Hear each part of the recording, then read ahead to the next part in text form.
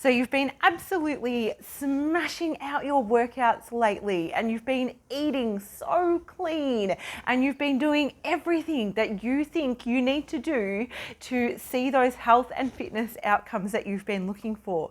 But at the end of every week, you're not seeing the results that you were hoping to see. I'm here to assure you that it's not actually your fault that you're not seeing those results that you're after, but there are 6 lifestyle factors that have gone into or do have some reason behind why you may not be seeing these results. So number 1 is stress. So as we know, stress is a really primal response. It was designed to help us, it is designed to help us run away from those saber-toothed tigers back when we were cave people. So we would get that initial spike of adrenaline, which pushes us into action. And then our body releases another stress hormone called cortisol. Now, cortisol stays in the system for a little bit longer, but it stays in our systems much longer these days than what it was evolved to back for our cave people. So cortisol will do things like disrupt your sleep because, of course, you needed to stay more alert during the sleep, and it will actually retain or help your body to retain body fat as extra energy stores, because if cortisol is raised in the body, our bodies can think that we're in times of famine.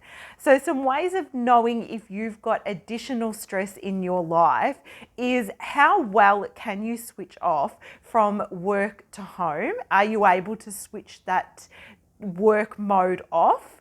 And how stable are your moods? So they are 2 of our key indicators for our heightened stress levels.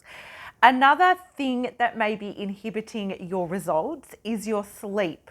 So as you know, I spoke about sleep the other day. Average adult needs between 7 to 9 hours of sleep, and it's in our sleep that our body produces growth hormone and does repairs, and also our brain needs that time to actually clean itself out. So sleep is something that will inhibit your results. Sleep deprivation causes a hormone called ghrelin to be released, and that's our hunger hormone. So if you've ever been sleep deprived with a young baby, you'll know exactly what I'm talking about there. So really, to improve on that is simply to look at your sleep hygiene. Are you getting enough sleep? How well are you falling to sleep at night? Do you have a regular bedtime? All those sorts of things. I did speak about that the other day. The third factor that may be inhibiting your results, interestingly enough, is physical activity. Now, you're saying, but I do my 30, 45, 1-hour workouts every day, Teresa. I should be seeing those results. And of course, you'd be right to think that. But what are you doing with the rest of your day? If you're sitting behind a desk, then you can be inhibiting those results. So physical activity in this sense talks about our incidental activity. How often are you getting up from behind your desk to walk around the office? Are you sneaking in a walk at lunchtime? Do you spend the majority of your day sitting? Because that will have an effect here. The fourth thing to consider in our results, or things that might be inhibiting results, is your digestion. And in this case, I want you to think about, are you getting a balanced, nourishing and flexible diet each and every day? Are you having enough water? Are you having enough fruit and veg? And are you limiting your alcohol intake? I've actually had to make sure I do that. It was one of my spring challenge goals to cut right back, and I am so pleased to say that I've cut right back even more. I think ISO drinking was definitely a thing, but not necessarily great for my health. Another way that you might have an indication that your digestion is not great, and it might be something that you could look at, is, are you excessively gassy after a meal? Do you need to burp? Do you need to fart? Do you feel bloated? So that can be a big indicator there. All right, point 5 is diet. Now, this is your history with restrictive eating or food rules. So please, please, please, if I touch on something that's a little bit too sensitive here, I'm going to put some help numbers in the comments below. So what is your history with restrictive eating and food rules?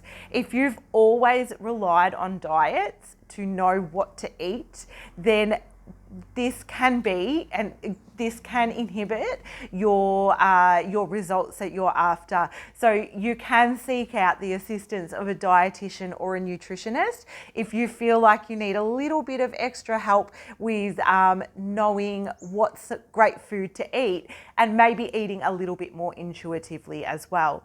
And number 6, the big one, body esteem. So how you feel about your body really does affect how you show up in the world. So if you are feeling, or if you have very low body esteem, then your participation in exercise may not be great.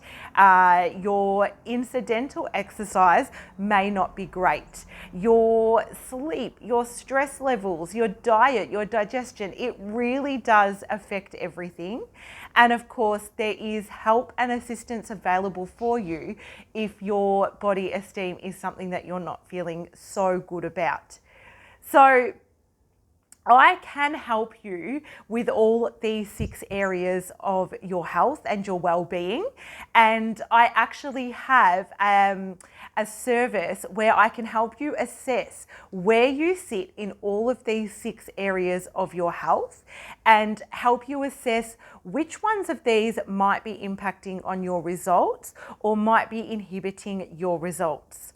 It's a 60-question questionnaire, and then I assess that for you. I look at that data, and then we sit down and we have a 30-minute Zoom call to come up with some goals and some strategies to help you work out how you can better get better results in your health and your fitness, looking at how some of those might affect you. I learned this when I did Nadia Norman's Female Health and Performance coaching course, and it is just such a valuable tool. That this service is free to all current TPP team members, and if you're not a current TPPT member, then there is a link where you can buy that service from me. It's only $57, and it can really help get you on your way to achieving your own health and fitness goals using the big 6 as a guidepost. All right, team, have a really wonderful weekend. Enjoy this sun today, and I'll see you again on Monday. Take care.